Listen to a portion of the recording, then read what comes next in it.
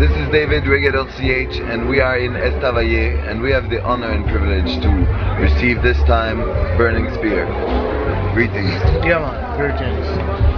So my first question, you were introduced to the music business by bumping into Bob Marley. I'd like to know a little bit what happened prior to that. How did you get into reggae music before you bumped into Bob Marley and he sent you to Studio One and everything? The music was there, just bubbling inside I'm on, until when I think the time was right to put it out. So the people could really become a part of it. And it was 1969 when I put it out.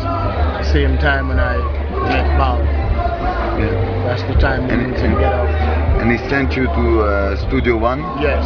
And it was before you worked with Jack Ruby? That was before. That was 1969. Jack was in the 70s. And you took a break after this first experience with this first single, Door Beep? Yeah, Door Beep. Door Beep, yeah.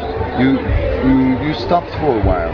What was this period all about? This stopping? What happened? Well, can you tell us more? That's the way it goes. Sometimes when you're in the business and things not working the way you thought it would be working, then you have to take a break and think about your next move, what you're going to be doing and how you're going to be doing it. Mm-hmm. You did 2 albums with Jack Ruby. One was Man on the Hill and the other one was Marcus Garvey, a very famous one, Burning Spear. It seemed like a very good combination, and how come you didn't work more after that? What happened? Why did it stop? Why only 2 with Jack Ruby? Well, as I said before, sometimes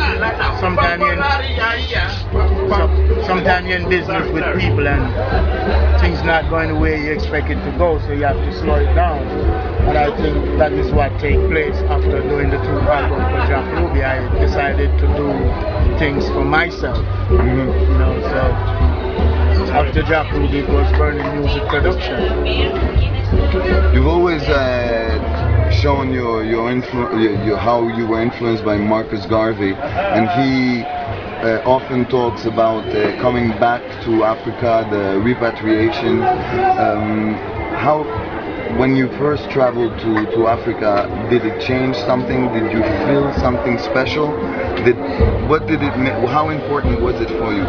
Well, it was very important knowing that I'm as an African descendant, singing about Africa.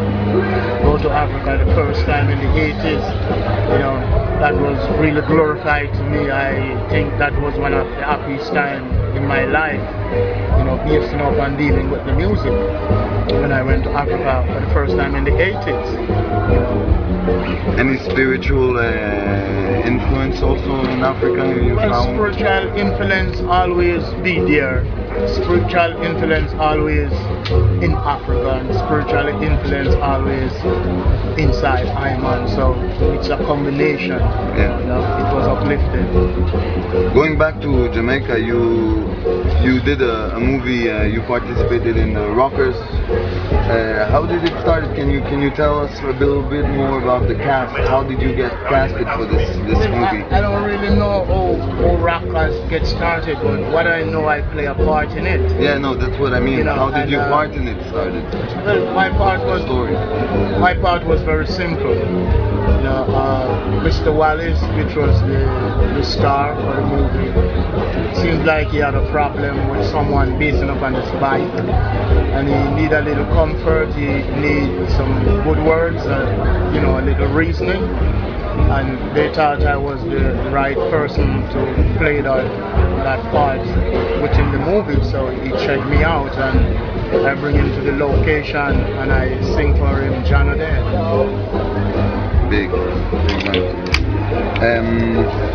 you do not do any doublets. You don't do doublets. Am I right?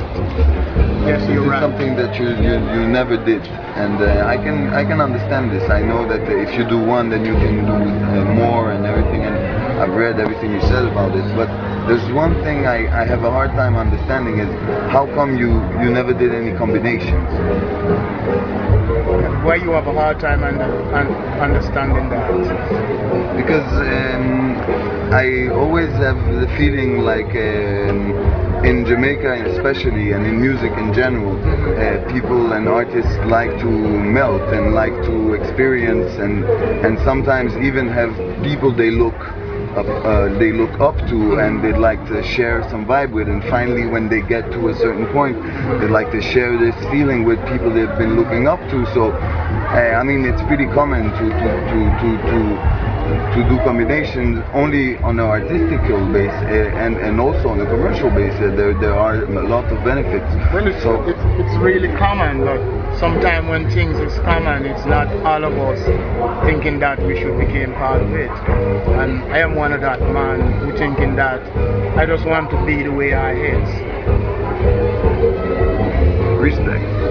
Big up. And my last question would be, it's been 35 years in the music business, 30 albums pretty much.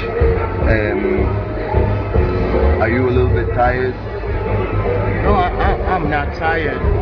But what I think happened is that I think I pay my dues based on touring and going different places.